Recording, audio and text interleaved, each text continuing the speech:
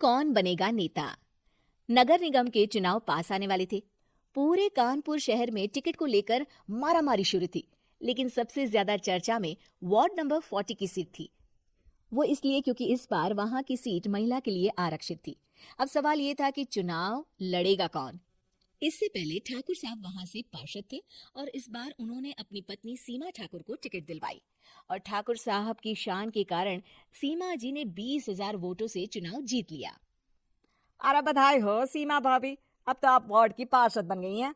अब तो हमारे काम आप ही करवाएंगी। अरे ये तो सिर्फ नाम की पार्षद बनी है, वो तो महिला सीट आ गई, वरना पार्षद तो मुझे ही बनना था। अब भले ही चेहरा इसका होगा, लेकिन पावर तो मेरी ही होगी। अरे वाह भाई साहब, क्या दिमाग लगाया है आपने भी। आइए आप लोग, खाना लगा दिया है सबके लिए। सीमा जी पार्षद बन चुकी थी, फिर भी उनकी एक ना चलती। सारे काम ठाकुर साहब खुद ही संभाल लेते और जहां जरूरत पड़ती वहां सीमा जी का अंगूठा लगवा लेते। सीमा जी ज्यादा पढ़ी लिखी भी नहीं थी।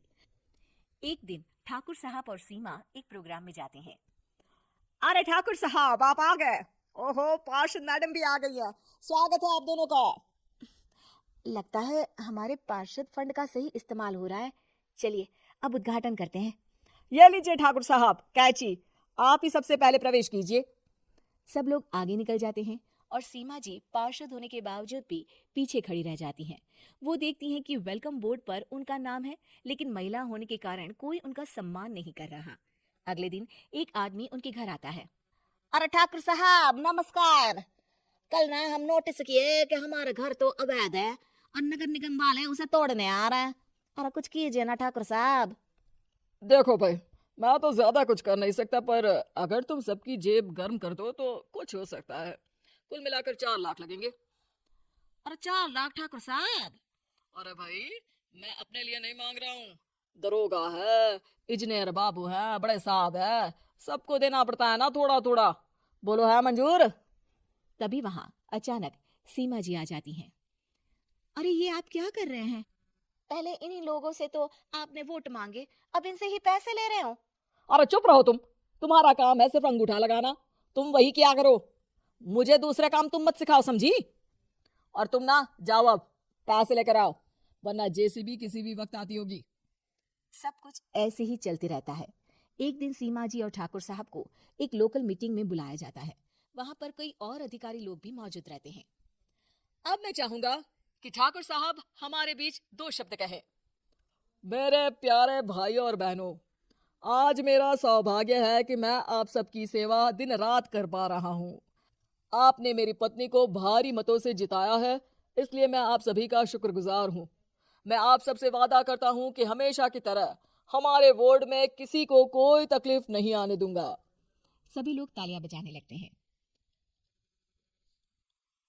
अब मैं माननीय पार्षद मैडम को स्टेज पे बुलाना चाहूंगा। अपने नाम को बुलाया सुनकर सीमा जी एकदम चौंक जाती हैं।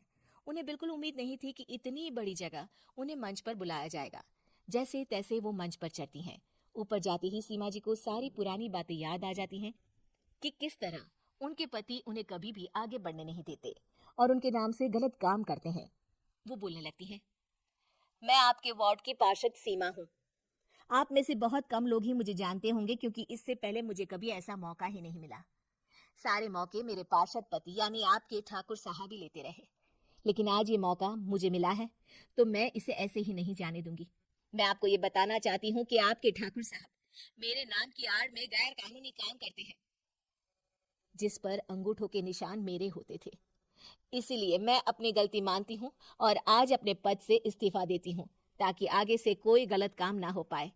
अब फैसला आप सबके हाथ में है कि आप हमें क्या सजा देना चाहते हैं।